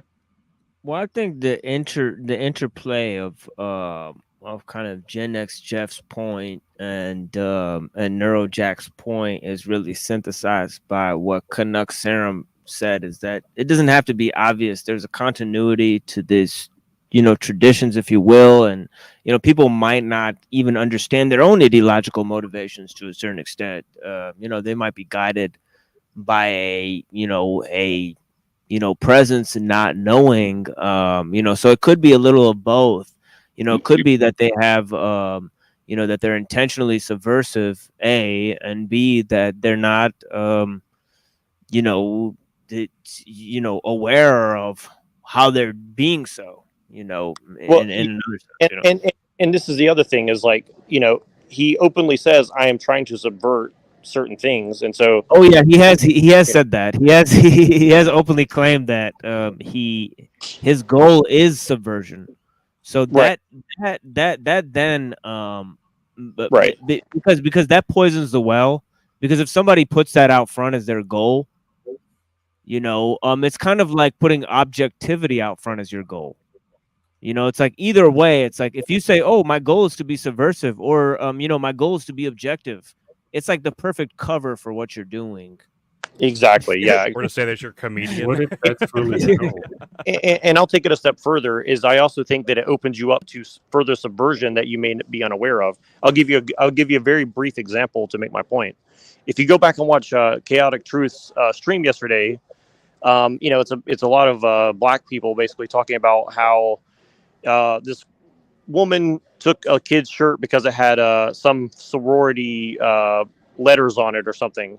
And all these people on the panel basically said, well, I'm in a fraternity, and we take a secret oath to be chosen people to go and be leaders for the community. Well, what did John, and this is the point I wanted to make directly to PF Young, what did JFK said right before he got a bullet in the head? He said, we need to be very suspicious of people with secret oaths and secret pledges that we can't hold accountable because we don't know what their alliances are, right? I mean, that's basically what he said. So that's kind of what I'm saying. Like, we need to really hold people to account if they have conflicting alliances, and we can't really figure out what their fucking alliance or what their allegiance is to. And I think that's what I'm talking about. I mean, we're talking about, and again, I'm not saying take down the whole structure, but what I'm saying is, if we want to be honest about what's going on, I think that's what I'm saying. There's a lot of people with a lot of,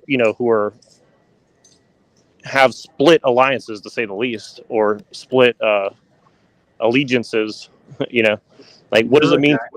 Yeah, I would agree with that. After Kennedy's assassination and after the huge investigation into that, the CIA, I think some documents can be uncovered. I don't have access to them right now. They talk about discrediting people as conspiracy theorists. And this is why now in our culture, that is such a discredited way of thinking, right? They expect a lot of people to be coincidence theorists or one. Or neither one. The truth is probably on a finer spectrum in different circumstances, times, places, spheres of influence than we could realize. But there does seem to be an awful pressing desire on the part of governments in power, especially ones that have been in power for a fair bit of time, to suppress alternative viewpoints, discredit them as conspiracy theory, to discredit previous history. So there's a strain of that. Kennedy tried to warn us about it. And I think before Kennedy, was it Eisenhower? In his farewell speech, he used the term military-industrial complex. Machine maybe can take over. Paul used that term. I'm sorry.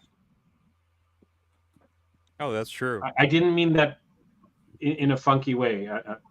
No, and I apologize for coming at Canuck earlier. It's just it is right about the passionate type of thing. I do get carried away, obviously, and perhaps I didn't get maximum charitability. It's obvious that Muslim leaders abused dhimmi status. It's obvious that people abuse laws whenever it's convenient. I mean, there should be no so there is a lot more charitability to what Canuck is saying, and definitely I don't want to alienate anyone while having conversations here on the internet, for sure. But yeah, definitely. Eisenhower had this type of crazy view, and yeah, I think a lot of people I think starting with Jefferson, really about the banks and the military being kind of, I think he said, central banks are more dangerous than standing armies or something like that. I think that was Roosevelt. Oh no, it may have been Jefferson. You're right. I think it was. Yeah. So they got like, so they make statements about those types of laws, and obviously, one of the things that the Federalist Papers talk about is faction. They say the problem of democracy is faction, and they say faction could actually take over society, especially in a democratic society. It's like the primary danger, where people create parties. So a lot of the founding fathers talked about parties and how parties are a danger to the Constitution.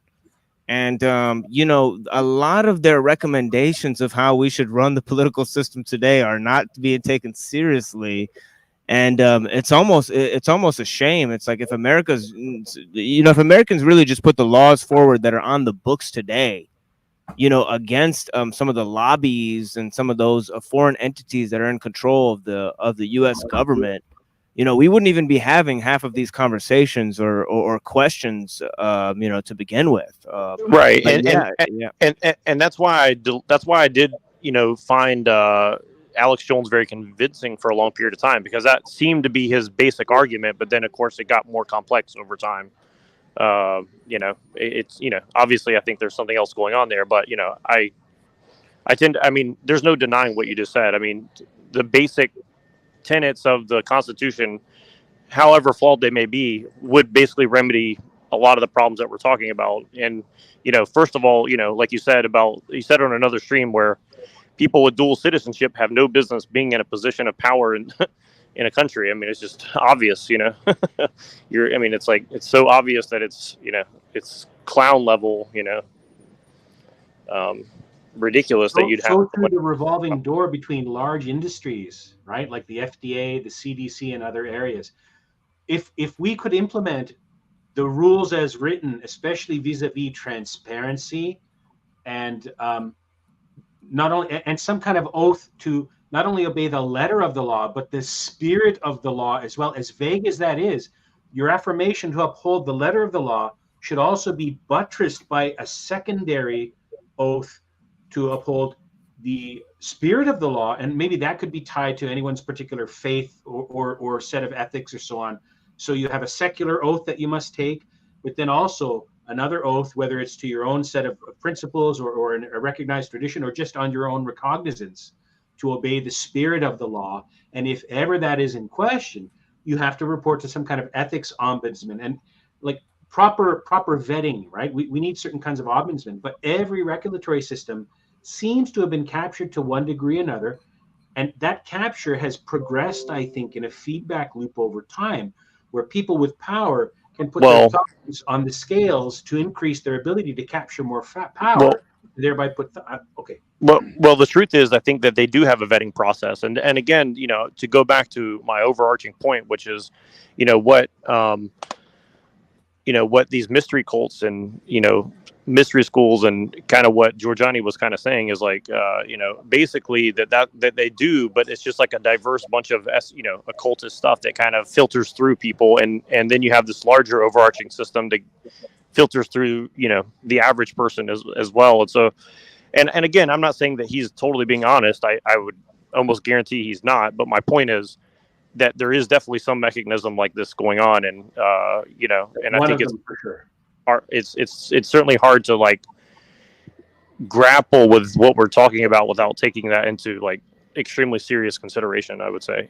And again, we can't really do that for the general public, but I think that's something that we have to incorporate into what we're doing overall. An important corollary to that is that if you can frame the battle space, be it ideological or otherwise, you can control the terrain of the battle, you have an asymmetry of power. So whether or not there really is something to any cult or faction, right? Listen, we have a secret. If they initiate people up into the secret and you pay money or you accept whatever terms of further enlightenment in your organization, right? You're promoted. Whether or not there's really something there isn't as important as whether or not you can convince someone that there's something there. This is what happens in Scientology. When you reach the highest level of Scientology, OT8, or at least the highest level I'm aware of, you are then told the ultimate secret of Scientology, which is a big fucking secret. And that's that the Galactic Emperor Xenu wanted to destroy all his enemies by stacking their spirits in the volcanoes of Tikiak, which is the name of Earth, and then detonating them with these massive nuclear weapons. And he transported all these souls of the Thetans to Tikiak, Earth, in spaceships that looked not unlike 747s or DC-10s, or I forget what. Like, can you imagine spending hundreds of thousands of dollars and years of your life to be taken into the inner sanctum and shown the ultimate? Motherfucker, what did I just sacrifice my life? He was a dime store sci-fi author, so I mean, I know. He also partied and partied with Aleister Crowley and a few others, and they performed the Babylon Working together. They're I'm extremely knowledgeable on all things Scientology. That shit is everywhere in human society, all throughout history. I do have to end in about 10 minutes because I have another meeting to go to. So I will have to wrap up soon. All right. But we'll be back tomorrow too. Yeah, sure. Of course we will. We do this every day pretty much. So This has been a great conversation, guys. I just want to say, like, and I made me really happy personally to see the two of you kind of like find a bridge to that divide you have that warmed my heart. It literally did. I'm not even saying that like as a joke. I literally warmed my heart. So I wasn't as charitable as I should have been either, and for that I apologize. I sincerely apologize. I don't think I've. That's the no offense most taken. heartwarming moment on the internet I've seen all day, especially after this morning seeing like videos of like children being blown up and stuff like that. I needed that. So thank you very much. Yeah, we got you know, the thing is it's you know, it gets you know, I guess it's just, you know, passionate, but it feels good afterwards because it's like you got that thing because you would have I mean otherwise screamed at your wife or something. You know, if I said this to NeuroJack the other day, I guess he's still listening. I said this to him on Discord, that if I had money, if I had unlimited funds, the one thing I would do would be to start a college, a school, you know, to actually teach people to do how to live practically, how to create, and how to think. You know, if people like the people that are involved in this community stuff, if there was a way that they could ever band together to create such a place, God, can you imagine that to be like the only thing that could actually save the world at this point? I think it would only appeal to a small minority. It probably would. You're right. You're right. Hey, Nom de Plume. Beautiful. I like the idea. They were called communities. They were called communities. We had them. We had them. Yeah, I went to one growing up. We don't have them in the West. I learned to think. That's why I don't fall for all this conspiracy bullshit. well, it's like they said. You know, you used to go to the oldest person in the village, and they would tell you stories, and that would be the university. You know, but like, you know, it's like how St. Augustine said. He said, "Foolish is the man who sends his son to school to learn what the teacher thinks." You know, and this is really the problem in society. It's like we don't take quality control over what belongs to us. You know, for sure. You know, 100%. Yeah, I was just saying I really appreciate this community of people that do know how to think for themselves, and so I'm just saying, like, that's the one thing I think it's the reason why colleges over here produce so many totalitarian style dictators and such, is because we don't teach people how to think. We teach them what to think, and what people think can be misconstrued. More so now than ever, yeah, I think. Yeah. Anyway, but it's been a really great show today, guys. Thank you. Yeah, it really has. Thank you both for coming on.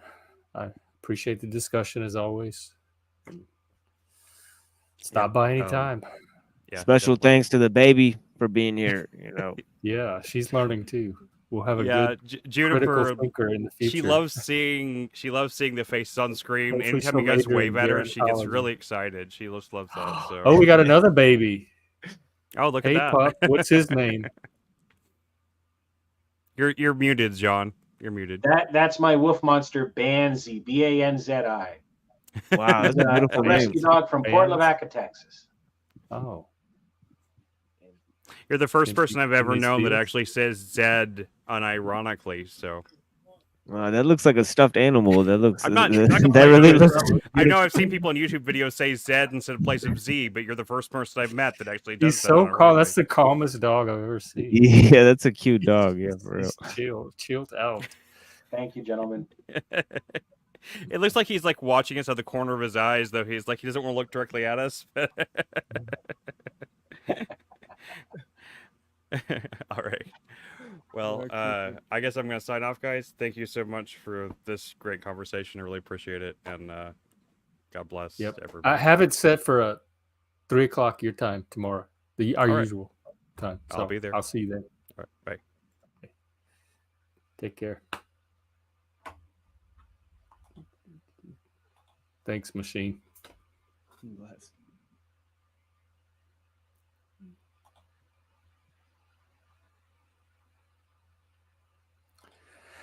Okay. I have a few minutes. I wanted to finish that video. That's another reason. I ended a little bit early. And it was never get. I need to learn to show videos and stuff before I have guests on, because once the guests come on, the conversation is pretty much all I can do at that point. So let's finish this. These are Palestinian children's shows that I was showing at the beginning of the video. So Farfur was murdered by the Jews because he wouldn't sell them his land. But don't worry, kids. By the end of the show, a new host was introduced. Meet Nahul. Nahul is a bee, yet somehow he is Farfur's cousin. Surely, after all the criticism, that will make him less extreme than the mouse. من أنت؟ ومن أين جئت؟ أنا نحول. ومن نحول؟ أنا نحول. فرفور. وماذا تريد؟ أريد أن أواصل مشوار ابن عمي فرفور. وكيف تريد أن تواصل؟ أريد أن أواصل. أريد أن أكون حلقتي كل حلقة معكم كالناشر والكتب كما كان فرفور يفعل. أريد أن أستمر على نهج فرفور، نهج الإسلام والحل، نهج البطولة، نهج الاستشهاد، نهج المجاهدين. أنا وأصدقائي سنواصل مسيرة فرفور وسننتقم له من أعداء الله، قتل الأنبياء، قتل الأطفال الأنبياء، حتى تحرير الأقصى من تنزلهم. وحسبنا الله ونعم الوكيل. أهلا وسهلا ومرحبا بك يا نحول. And from there it kept on going. Every year or so, the kids were told that their beloved host was murdered by the Jews in some gruesome way, and were presented with a new cuddly host who taught them the ways of jihad, until he too was martyred. Can you imagine what that does to the psyche of children? Do you really think that these children will be able to coexist in a democracy together with Jews? Do you think that the people responsible for teaching them those things can coexist with Jews? And do you think that the nation that voted in a large majority to elect those people is capable of coexisting with Jews? Now, some naive viewers might say, well, it's because the people of Gaza don't have a choice that they choose the way of jihad. But the Gazans most definitely have a choice. When Hamas took over Gaza and announced its jihad plans to obliterate Israel, Israel reacted by placing a blockade on Gaza to prevent them from becoming a real threat. But it also gave the Gaza government 3 conditions for the removal of the blockade: recognize Israel's right to exist, renounce terrorism, and ratify the previous agreement signed between Israel and the Palestinian Authority. 3 very minimal and reasonable conditions, which would take 5 minutes to fulfill, and fulfilling them would have reconnected Gaza to the world and allow it to prosper. But the jihadist Gaza government rejected these conditions, and continues to reject them, 14 years later. Instead, they enforced Sharia law, and turned Gaza into what is now, with the fall of the ISIS state, the closest thing to the jihadi dream of a 7th century Quranic society. Okay, I guess that's... Anyway, I wanted to finish that out. So, people that... It's the whole... the whole... innocent victims, there's no personal agency. They're at the mercy of Hamas, which is this minority that's been imposed on them. They have agency. It's hard to tell who's innocent, who the innocent civilians actually are. It's hard to tell where Hamas ends and the people begin. And like I said, if it's the majority that does not want Hamas and Hamas is there anyway, then they're an occupied territory, and the occupiers are Hamas, not Israel. So I want to leave you with that today.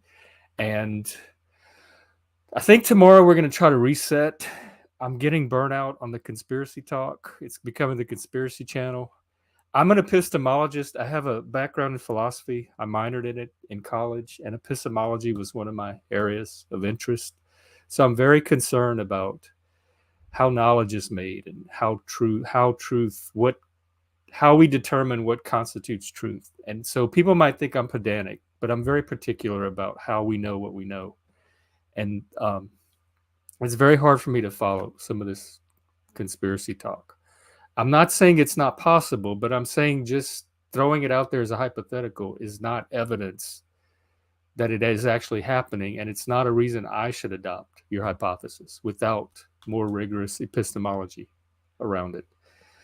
And then the Israel stuff I'm burning out on too. Everybody's just stretched to their ends, emotionally, cognitively.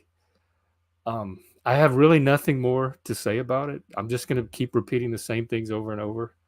So I think I want to reset tomorrow and try to find new topics that we can all come together and talk about more as a community. And we'll see what happens. Anyway, thanks for watching today. We'll be back tomorrow about 3 p.m. Central. And let me find you some cool music to play out on. How about some dance pop? Change the mood a little bit.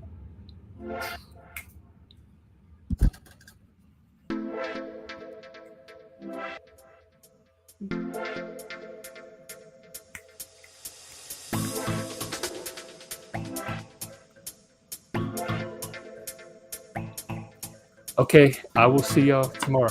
Have a good rest of your day.